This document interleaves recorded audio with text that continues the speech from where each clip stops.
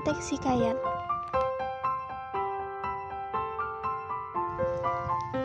Yang pertama yang akan kita pelajari yaitu pengertian hikayat. Pengertian hikayat.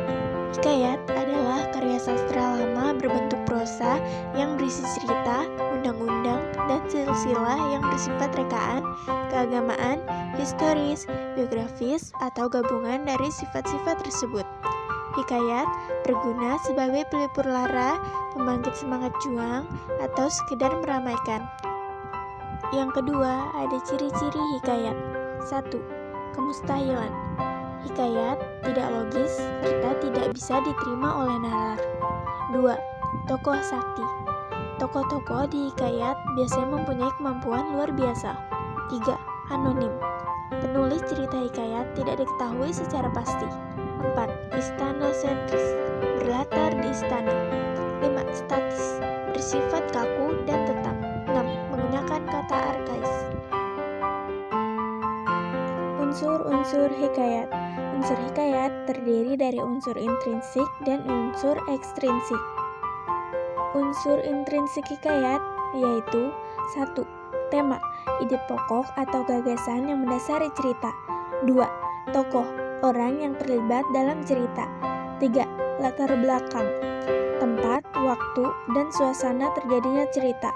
4. Alur, rangkaian peristiwa dalam cerita. 5. Amanat, pesan yang ingin disampaikan pengarang kepada pembacanya. 6. Sudut pandang, cara pengarang memandang cerita.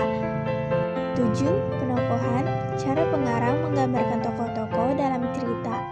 8. Gaya bahasa, cara pengarang menggunakan bahasa dalam cerita. Lalu ada unsur ekstrinsik hikayat. 1. Latar belakang budaya, keadaan sosial, budaya, dan ekonomi masyarakat pada masa penulisan hikayat. 2. Latar belakang agama, pengaruh agama pada penulisan hikayat. 3. Latar belakang sastra, pengaruh karya sastra lain pada penulisan hikayat. Nilai-nilai. Nilai yang terkandung dalam hikayat meliputi 1. Nilai budaya. 2. Nilai moral. 3. Nilai agama. 4. Nilai pendidikan. 5. Nilai estetika. 6. Nilai sosial. Jenis-jenis hikayat.